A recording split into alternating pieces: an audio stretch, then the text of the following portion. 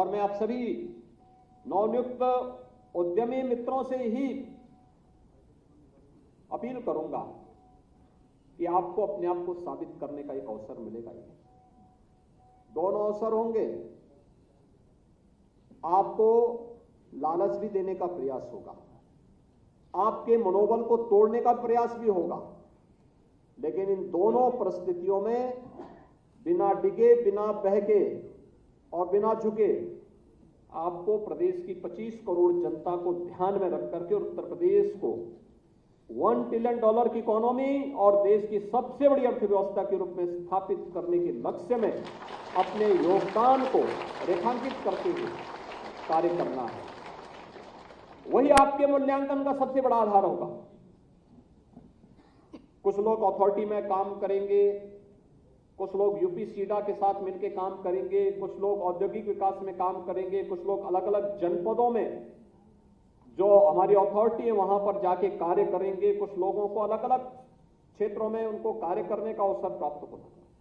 अच्छा होगा कि प्रतिमाह हर जनपद में हमारे औद्योगिक विकास से जुड़े हुए वहां पर उद्यमियों के साथ जिलाधिकारी और मंडलायुक्त की बैठकें होती हैं। हमारा प्रयास होना चाहिए कि उस समय जो मुद्दे आते हैं आप लोग चुपचाप बैठ के देखना है। जो मुद्दे आते हैं उसको नोट कर लिया, उस उद्यमी के फोन नंबर को भी नोट कर लिया। फिर प्रयास होना चाहिए जिससे संबंधित मामला उनसे कहकर कि ये मामला आया है, इसका आप समाधान एक समय सीमा के अंदर करिए।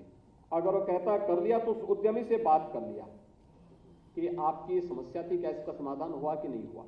नहीं हुआ है, आपका कार्य है फिर यहां पर ऊपर की इकाई में बताना कि फलानी बैठक में ये मुद्दा उठा था लेकिन अब तक समाधान नहीं हो पाया है, इसके लिए हमें क्या करना। इसके बारे में अगर शासन इसका संज्ञान लेकर के फलाने उद्यमी से बातचीत करके उसकी क्वेरीज को समाधान कर लेंगे तो ये है हमें ईज ऑफ डूइंग बिजनेस के इस कार्यक्रम को, इस लक्ष्य को आगे बढ़ाने में हम मदद कर सकते हैं।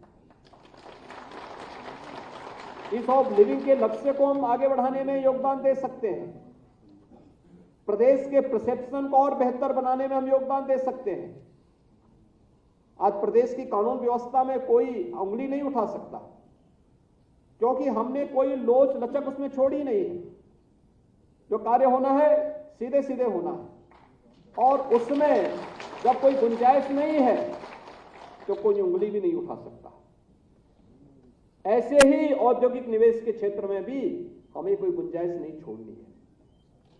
हर कार्य को बिना किसी हीला हवाली के त्वरित निर्णय लेने की सामर्थ्य विकसित करते हुए पारदर्शी तरीके से, शुचितापूर्ण तरीके से कार्य करेंगे, कोई आपके कार्य में उंगली नहीं उठा सकता।